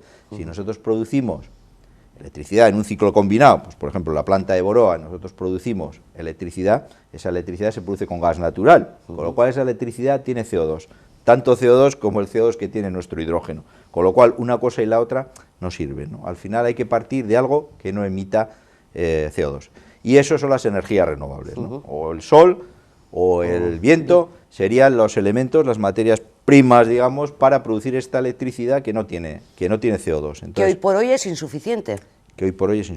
Hoy por hoy podemos tener, la electricidad que se produce en el Estado, más o menos el 40% puede ser de fuentes renovables. El 60% sigue siendo de fuente fósil, ¿no? Entonces, claro que esto es un poco el debate que con nuestros amigos, los eléctricos, cuando debatimos sobre el vehículo eléctrico y el vehículo eléctrico es de cero emisiones. Hombre, de cero emisiones no.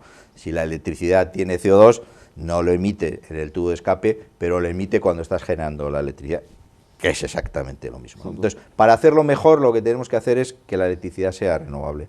Entonces, este hidrógeno con energía renovable, hoy en día saldría como 3 y pico veces más caro que el hidrógeno producido con el gas natural, ¿no? Si nosotros más o menos nos cuesta 1,5 € el kilo, 1,5 €, pues esto vendría a costar pues 4 euros y pico el producirla con energía tal, ¿no? Con lo cual ahí tenemos un problema, ¿no? Ahí habría que hablar con las instituciones para que favorecieran la instalación de molinos o generadores de energías limpias. Eso es impepinable. Nosotros en todos los proyectos que tenemos de generación de hidrógeno, nosotros empezamos con un electrolizador más pequeñito, de 2,5 megavatios, vamos a uno de 10, o sea, el de 2,5 pues sería en el 2022, el de 10 sería en el 2023 y en el 2025 iríamos a uno de 100. Los más grandes que hay hoy en el mundo, que hay poquitos, podría estar en 20. 20 sería el tamaño más grande que habría hoy en el mundo, ¿no? Y nosotros tenemos esa ruta para ir hasta 100 en 2025. Cada proyecto que hacemos de eso va asociado con la creación de un nuevo parque de energía eólico o solar. O sea, cada uno de esos supone el desarrollo de un nuevo parque. La energía que vamos a utilizar es energía renovable nueva. No vamos a utilizar de la que ya está suministrando a la red y que todavía pues tenemos el 40%, no. Para esta utilización vamos a hacer energía nueva, que es un tema también importante, un desarrollo. ¿Se podrá hacer todo en Euskadi? Pues me temo que no, porque en Euskadi tampoco tenemos territorio como para hacer esto. Tendremos que hacerlo en territorios cercanos que tienen buenas condiciones para esto, ¿no? Aquí tenemos poco territorio, Entonces, poner estos grandes parques aquí en Euskadi, pues siempre cuesta, ¿no? Además, tampoco nos gusta mucho, siempre tenemos un poco lío con esto. Somos así. Con esto queremos tenemos y no queremos. Un poco lío, ¿no? Sí. Entonces, pero bueno, esto va a exigir ese desarrollo. Esos desarrollos consumen mucho territorio, porque claro, al final son grandes parques, porque hasta ahora hemos hecho parques pequeñitos y tal, pero para alimentar este tipo de cosas son grandes parques o bien eólicos o placas solares, pero que ocupan muchísimo territorio, ¿no? Entonces, en Euskadi no hay territorio suficiente como para dar abasto para todo esto, ¿no? De ahí las negociaciones que creo que llevan también con Cantabria. Ahí estamos hablando con Cantabria, pero ahí sobre todo con Aragón. Nosotros estamos hablando mucho con Aragón también. Cantabria es más complicado también, ellos tienen un problema parecido al nuestro de territorio y tal. Quien sí tiene territorio y sí tiene sol y tiene viento que esté cerca nuestro relativamente es Aragón. Pero probablemente Aragón sea el sitio más cercano que luego, bueno, hay otros sitios en el sur de España o tal, pero cerca y tal, cerca relativamente, sería, por ejemplo, Aragón, un sitio que, bueno, que podría ser una zona donde se pudiera producir energía renovable para alimentar un poco las necesidades de tal. De hecho, estamos hablando con ellos porque ellos también tienen un proyecto un poco de corredor de hidrógeno, un poco al albur de lo que nosotros hemos hecho. Ellos están haciendo una cosa parecida y estamos hablando un poco de poder trabajar juntos y complementar un poco, oye, las cosas. Nosotros podemos tener más industria, ellos pueden tener más recurso eólico, tienen una buena logística. Bueno, también hay que pensar un poco en grande, ¿no? A veces decimos, oye, pues Euskadi sí, pero en Euskadi no tenemos todo, ¿no? Al final, si somos capaces también de aliarnos con otros, pues seguro que vamos a hacer proyectos potentes. Y desde el punto de vista laboral, porque hoy en día Petronor tiene como unos 900 trabajadores, ¿qué supondría que todos estos proyectos se fueran haciendo, ejecutando y trabajando? Estos proyectos, sí es cierto que hoy en día los proyectos al final tienden a tener menos personas que los que tenían en el futuro, ¿no? Pero cuando las plantas escalen, sí que podemos llegar a mantener un poco el nivel de empleo, ¿no? Nuestra visión sería un poco los empleos que bajasen de un sitio, poco a poco ir alimentando los otros proyectos, de manera que, bueno, oye, podamos ahí mantener un equilibrio entre lo que en un sitio puede ir sobrando, si eso va cayendo, con lo que se necesita en otro sitio, ¿no?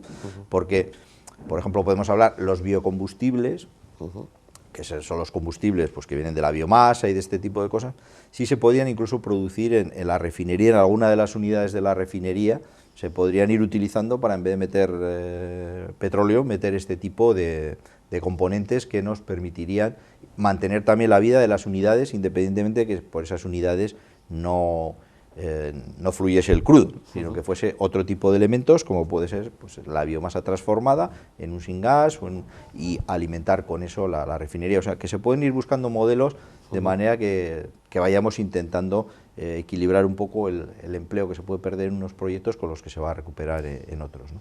Por lo tanto, tenemos 3 instalaciones. ¿Cómo las unimos? Tenemos refinería Petronor, el parque empresarial de Ezkerraldea y el puerto. Correcto. Entonces, físicamente, la idea un poco es, al final, ¿qué vamos a tener en la cabecera? Digamos, la cabecera, que sería un poquito del parque. Ahí lo que vamos a tener son empresas que están haciendo desarrollo de producto y desarrollo de I+D. Y vamos a tener una cosa muy importante. Vamos a empezar a probar un poco los temas de movilidad.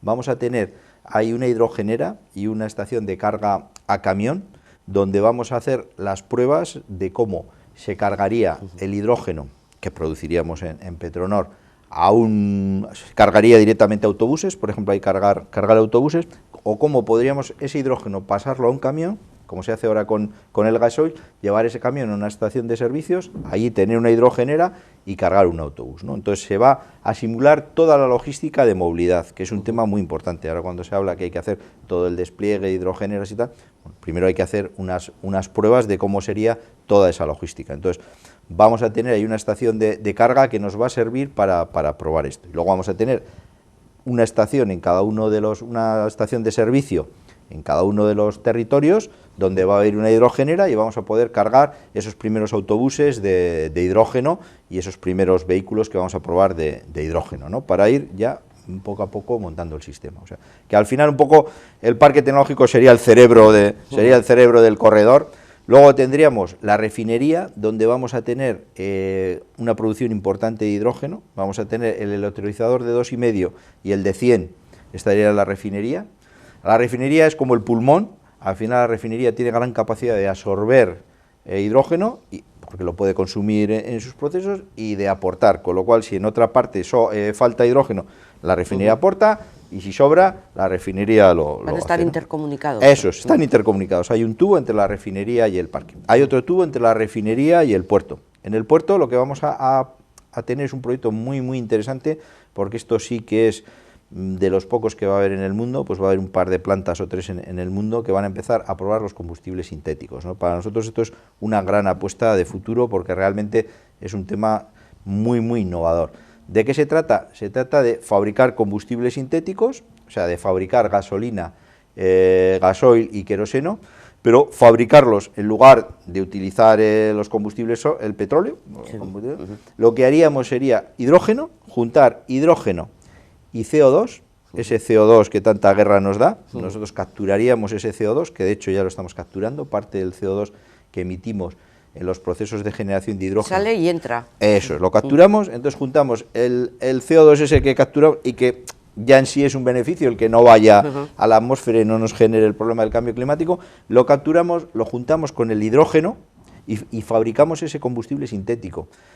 Que la virtualidad que tiene ese combustible sintético es que lo puedes cargar en tu coche sin cambiar de coche, sin cambiar, o sea, funciona como si fuese gasolina.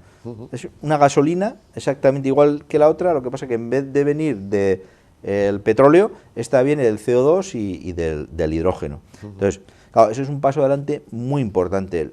La pena es que no lo tenemos ahora. Si lo tuviésemos ahora, bueno, arrasábamos. Porque claro, dice, no tiene usted que cambiar de coche, no hay que cambiar las estaciones de servicio, porque claro, es un lío. Dice, no, usted tiene que poner puntos, me da igual, de recarga eléctrica o hidrogeneras. Claro, es un lío cambiar todas las estaciones de servicio. Usted no tiene que hacer nada. Usted no tiene que hacer nada, le enchufamos este combustible que le va a funcionar igual que el otro, ¿no? Entonces, ese combustible, el problema que tenemos es que ahora, claro, estamos todavía en una fase de desarrollo. La fase de desarrollo más básica está hecha. Ahora hay que probar cómo funciona esto en una planta. En una planta industrial, primero pequeña, que es lo que vamos a hacer, una planta de demostración que hace más o menos, vamos a hacer unos 80.000 litros o tal, que todavía es una planta pequeña. Entonces, para luego ya poder hacer la gran planta, ¿no? Que sería ya una gran planta que podría suministrar pues unas 300.000 toneladas al año, así, ¿no? Entonces, bueno, esa es un poco la evolución que tenemos que hacer, pero hay que hacer primero esta planta más pequeña para afinar todo y poder hacer esa gran planta, que es una inversión muy grande y que antes de hacerla te tienes que asegurar que has hecho una planta pequeñita a escala para que aquello funcione todo. Entonces, en ese momento, los aviones, por ejemplo, van a tener que utilizar este tipo de combustible, ¿no? Porque los aviones no pueden descarbonizarse con electricidad y se van a tener que descarbonizar con o biocombustibles o combustibles sintéticos, ¿no? Y al final la ventaja de los combustibles sintéticos es que los biocombustibles, como vienen de biomasa y tal, claro, eso es limitado, hay la que hay, o sea, la biomasa hay la que hay, pero hidrógeno, si lo hacemos con energías renovables y con CO2, puedes producir de manera ilimitada, ¿no? Con lo cual, pues tiene una ventaja. O sea, que esta sí que es una gran apuesta, es una línea de futuro que a 10 años o tal va a ser un tema muy interesante y ahí sí vamos a ser pioneros. O sea, que yo hablaba de una línea de futuro y en realidad son dos. Son dos. Una es el hidrógeno. Sí, eso es, con su corredor. Y ahí vamos a tener muchos competidores porque va a haber muchas empresas que van a hacer hidrógeno, van a intentar hacerlo, tal. Nosotros lo que decimos, la ventaja que tenemos, empieza la carrera, nosotros la ventaja que tenemos es que ya producimos y usamos hidrógeno, de otra manera, pero bueno, ya sabemos trabajar con el hidrógeno, porque llevan muchos años trabajando con el hidrógeno y produciendo hidrógeno, pero a la vez iniciamos otra carrera en la cual hay muy pocos corredores, que es la carrera del combustible sintético, ¿no? Ya hay muy pocos corredores en el mundo.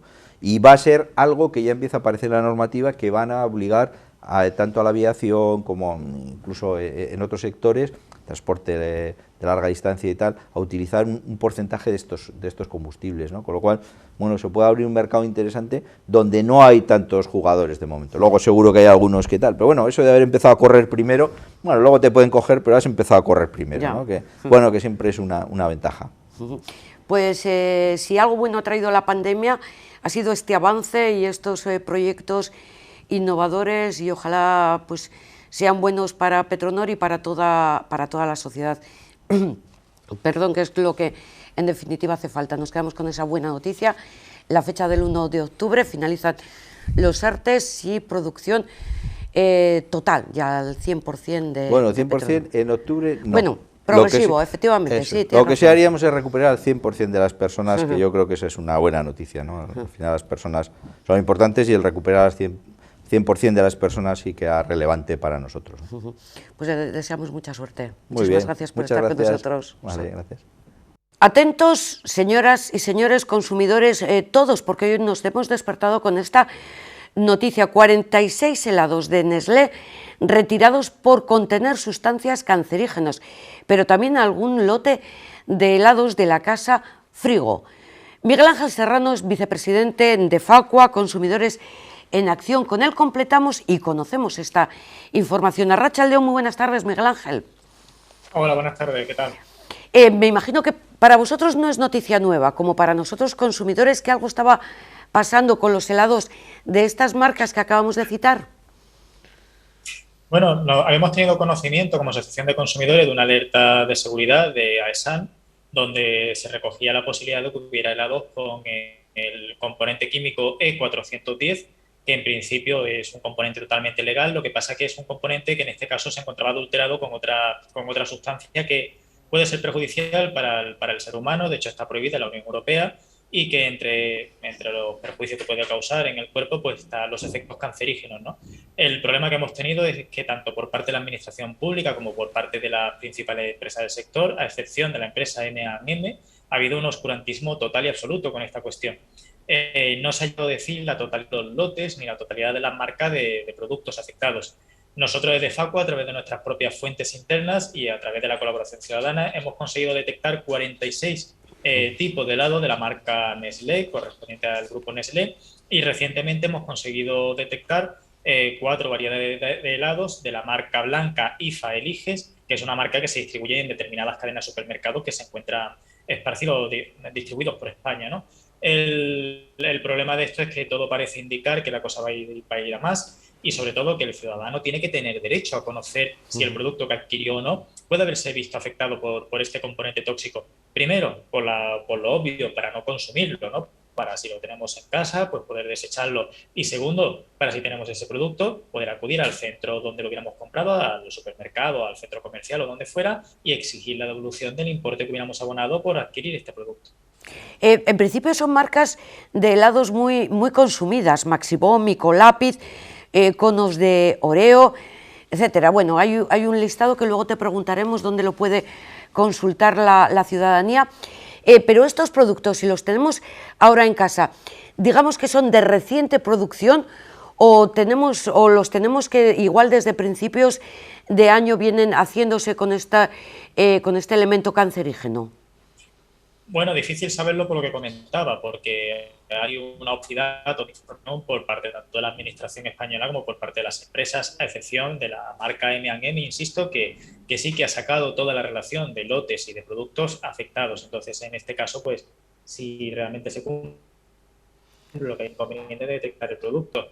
El problema es que ahora mismo cuesta trabajo poder localizar el producto concreto, porque es que esa información no se ha proporcionado, insisto, ni por parte de las principales empresas del sector, ni por parte de la administración. De hecho, la administración de momento simplemente se ha limitado a reproducir la información que han dado determinada empresa, que, como decía, es sesgada, ¿no?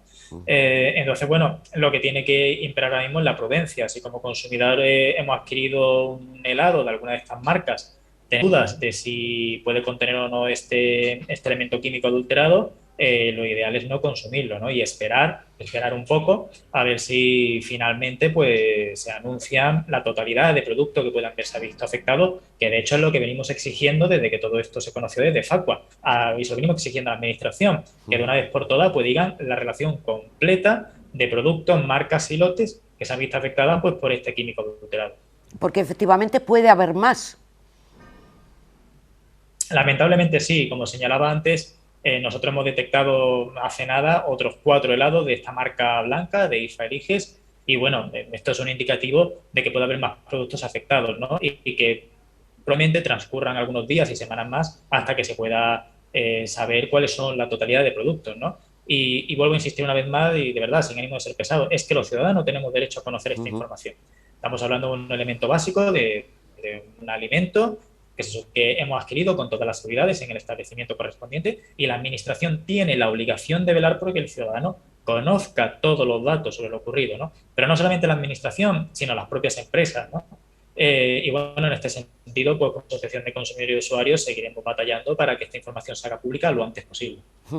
Miguel Ángel, en principio es perjudicial para la salud, pero ya sabes cómo somos todos, de repente nos asustamos. ¡Ay!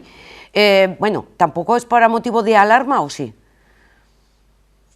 Bueno, es un elemento nocivo, como decía antes, está prohibido por la Unión Europea y evidentemente lo ideal no es consumirlo. Ahora, por la experiencia que tenemos, al menos de momento, quiere decir que el consumidor cuando coma ese helado se vaya a poner malo, para entendernos todos de manera inmediata, ¿no? Pero evidentemente no es lo ideal. Y sobre todo además en un producto que hay que recordar que no solamente lo come gente adulta sana, sino que suele ser un producto también habitual entre los niños, sobre todo en época de verano, como es lógico, y que lo pueden comer cualquier persona de cualquier edad y que tenga un estado físico distinto, ¿no? Pero bueno, en principio tampoco hay que alarmarse especialmente en el sentido de que no es como por ejemplo la crisis de Magrudi, que nosotros también vivimos como asociación de consumidores hace algunos veranos, donde la gente se intoxicaba y terminaba con reacciones muy graves en el hospital, pero sí que es verdad que es un químico que lo ideal es que no toque nuestro organismo y en ese sentido que, oye, que sepamos que si lo tenemos en la nevera, porque lo que hay que hacer es devolverlo, que no de nuestro dinero y no consumirlo. Miguel Ángel, me ha parecido entenderte que este componente, el óxido de etileno, como tal puede no ser cancerígeno, pero que el problema aquí es que está adulterado. No, lo que es perfectamente legal y viable es el componente E410. El problema es que este componente 410 en esta ocasión lleva óxido de etileno, que es el componente en cuestión que está prohibida su comercialización en la Unión Europea por los posibles efectos nocivos para la salud, entre ellos posibles efectos cancerosos. En el resto de países de la Unión Europea, donde lógicamente se comercializan estos mismos productos, ¿se han puesto ya manos a la obra con anterioridad? Bueno, existe una red de alertas alimentarias a nivel europeo, donde supuestamente, o al menos eso es lo que recoge la normativa comunitaria, tiene que haber una colaboración entre todas las autoridades de control de los diferentes Estados miembros, para que todos nos entendamos. El equivalente a ESAN, a la Agencia Estatal de Seguridad Alimentaria, que existe en España, pues es equivalente en todos y cada uno de los Estados miembros, y todos deben coordinarse precisamente para cuando tenemos un producto que ha sido comprado en toda la Unión Europea y que pueda tener alguna clase de problema, pues que se localice y se ponga los remedios necesarios para ello, ¿no? Desconocemos, o al menos yo ahora mismo desconozco cómo están reaccionando en el resto de países, y las autoridades alimentarias, en este caso, de los otros Estados miembros, están teniendo o están poniendo a disposición de los ciudadanos un mayor grado de información del que tenemos aquí en España, pero desde luego la información que tenemos aquí en España deja muchísimo que desear, por no decir que es una total vergüenza que el ciudadano no se le esté informando con mayor grado de detalle de lo que se está haciendo actualmente. ¿Y la responsable de esta situación es la Agencia Española de Seguridad Alimentaria? En principio, al menos la que ha emitido la alerta ha sido ESAN, salvo que yo digo que entonces debe ser también la responsable de comunicar a quien hiciera falta, y entre ellos nos encontramos el conjunto de los consumidores y, por supuesto, las asociaciones de la sociedad civil, como las asociaciones de consumidores, como es el caso de Facua, las que deberíamos recibir esa información también, con el simple propósito de alertar a todos los usuarios por si alguien tiene un helado en su casa, que pueda comprobar el número de lote, el número de distribución, ver si está afectado o no y tomar las consecuentes medidas, ¿no? Una información de interés, ¿dónde se puede ver la lista de helados que tienen este componente? Bueno, nosotros la hemos publicado en nuestra página web, en facua.org, y ahí cualquier ciudadano que esté interesado pues puede acceder a dicha página y consultar la noticia, donde encontrará un enlace que le llevará a la lista de los 46 helados que hemos podido localizar, insisto, gracias a la colaboración ciudadana, y entre esa colaboración a empleados de cadenas de supermercado que nos han trasladado esas comunicaciones internas que nos han hecho públicas de determinadas marcas sobre la posibilidad de que tales helados pues estén estén con este componente que puede ser nocivo para la salud, ¿no? Y donde también encontrarán pues los últimos 4, como señalaba marca blanca IFA Eliges, que ha sido lo último que hemos detectado, ¿no? Y en nuestra página web, pues evidentemente iremos publicando toda la información sobre este tema que podamos ir recopilando como Asociación de Consumidor y Usuario, que ojalá dentro de poco pueda ser completa y podamos tener a disposición de todos los consumidores de España pues la totalidad de helados y productos que se hayan podido ver en cierta forma perjudicados por este componente químico que es nocivo para la salud. Miguel Ángel Serrano, vicepresidente de Facua, muchísimas gracias por toda esta información. Consultaremos y animaremos a la audiencia a ver esta web facua.org para estar al día en los productos, en los helados que están contaminados. A lo dicho, muchísimas gracias, muy buenas tardes, Miguel Ángel. Muchas gracias a vosotros, buenas tardes.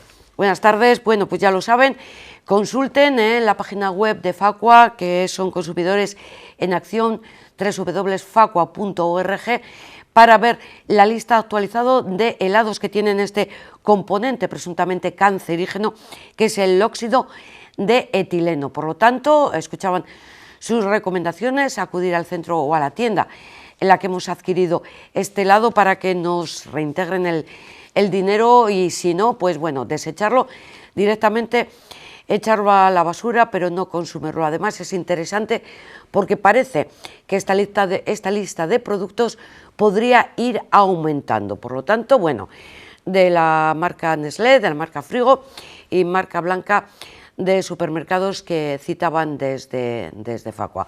Jolín, cada día esto es una sorpresa. Bueno, con una buena sorpresa, buena noticia, hoy nos vamos a despedir. Medalla de plata para la guipuzcoana, para Mayalen Chourrat, de piragüismo, slalom en su participación hoy en las Olimpiadas de Tokio. Sorionak, Mayalen. Hasta mañana. Agur.